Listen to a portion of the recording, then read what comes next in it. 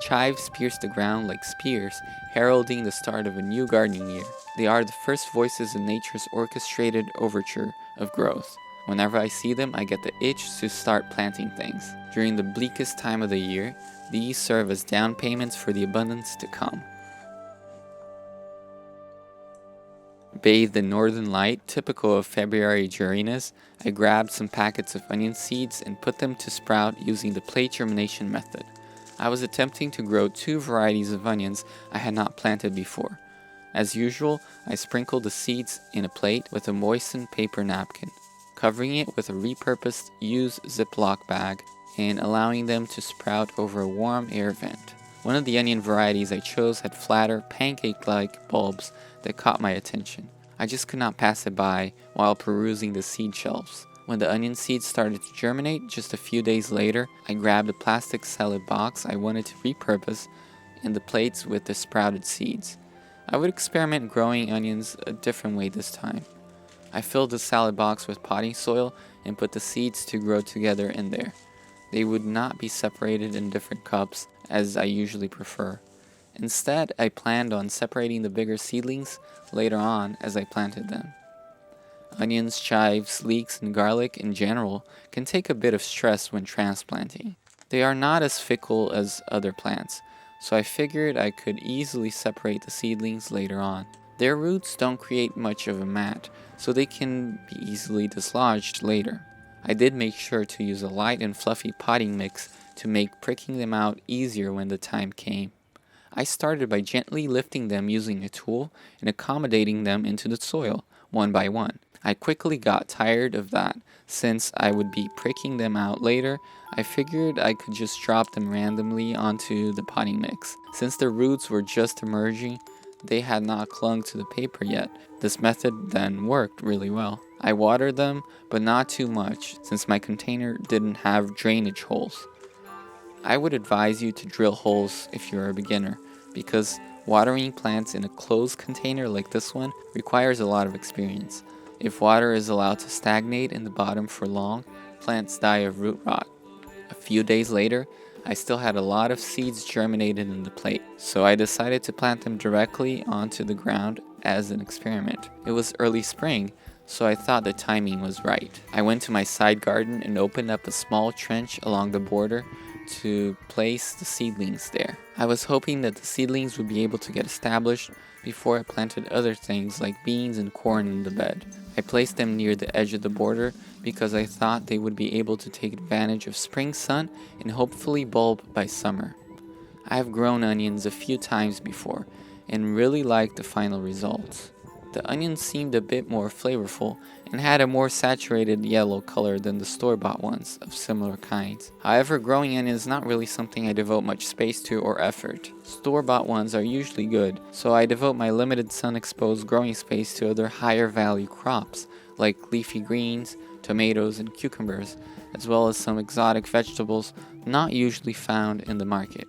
This year, I wanted to experiment and see if I could grow more onions by squeezing them into unused crevices, while other plants still grew and developed. I did not want to put too much effort in caring for them, to see how resilient they were. Of course, one thing worried me. I had a good layer of mulch from last season's remaining dry plant matter. I wonder if these tiny seedlings would be able to overcome that hurdle and find the sun. There was also a potential for them to dry out, as their short roots had not been able to burrow deep into the soil. I didn't plan on watering for now. It was spring and rain had been frequent. However, any dry spell could seal the fate for these tender seedlings. Since I had several backups, I wasn't worried too much. This would test how resilient onions can be. Coming up in the next block, I'll share with you a recipe with my first harvest of the season, right after this commercial. If you enjoy the videos and would like to support the channel, you can purchase an original painting or drawing in my Etsy shop, or become a patron in my Patreon.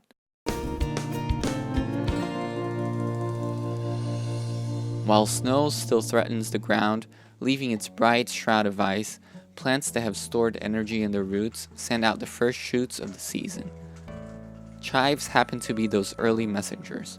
I love to go outside when the mercury still hugs the bottom of the thermometer to collect the first shoots of chives. I don't know if it is because they are young and tender, or if it is a response to their arrival after months of garden dearth, but these jovial spikes taste the best to me. They have incredible aromatic onion scent and flavor without being overpowering. While this season I have been experimenting with growing fresh greens under glass with the help of an inexpensive jerry-rigged cold frame, I still marvel at how certain plants like chives, garlic, and leek can brave the coldest nights unprotected and still manage to grow. I don't quite get how their sap doesn't just freeze over and burst up their cell walls, as happens with all tender plants exposed to sub-freezing weather. But for that reason, I feel like early spring is a time to enjoy these bright flavors after a deep winter's reset. I collect chives to serve as the stars for a very simple but enjoyable dish, mashed potatoes. But I wanted to do a more unconventional version this time, using what I had, sweet potatoes and onions. First, I cut a medium onion in half, peeled it, and thinly sliced that half. Upon her hands she holds the seed to cast it over barren ground. She waits for rain, the storm will come to wash away her grief and pain. Spring arrives without fanfare, summer sneaks a passing glare, autumn leaves without a trade, winter holds its long embrace. Next, I grabbed the stainless steel skillet and dropped the thinly sliced onions to caramelize them. I didn't add oil or anything else. I just mixed them constantly, scraping the bottom using a metal spatula. Once the bottom of the pan had developed a deep golden crust, I dropped a bit of water to deglaze. Onions are full of sugars, and the sweet flavors become more pronounced as you cook them. The sulfuric compounds dissipate, so they lose their strong flavor and mellow out. Upon her hands she holds the seed to cast it over barren ground. She waits for rain, a storm will come to wash away her grief and pain. Spring arrives without fanfare, summer sneaks a passing glare, autumn leaves without a trade, winter holds its long embrace. I peeled a large sweet potato and cut it into small cubes to make it cook faster.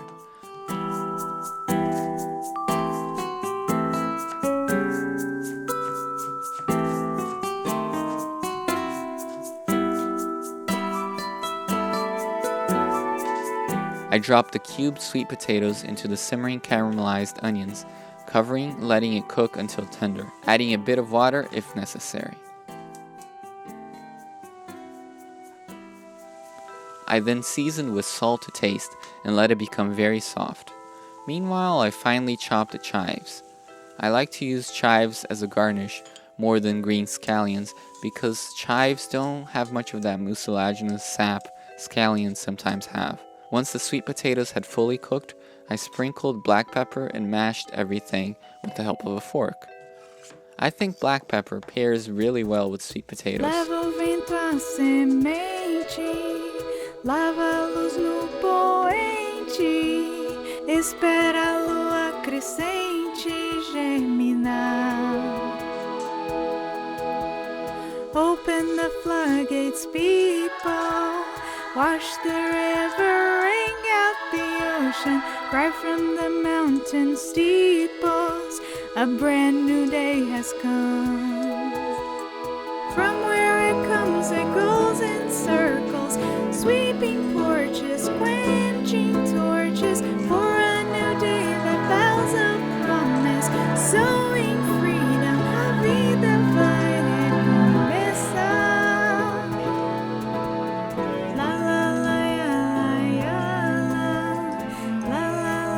I turned off the heat, then dropped 2/3 of the chopped scallions and folded them in, pouring a bit of balsamic vinegar. I think soy sauce or tamari sauce is a better choice actually. You can add olive oil at this stage if you want, By not heating it up, it should retain more of its healthy polyphenols. I then sprinkled chives on top and enjoyed. Open the floodgates, people. Wash the river, ring out the ocean. Of course, regular mashed potatoes are delicious, but this unconventional version is a great way of revamping a classic side dish. In the next episode, I'll share with you what happened to my onion starts. See you then. Quenching torches for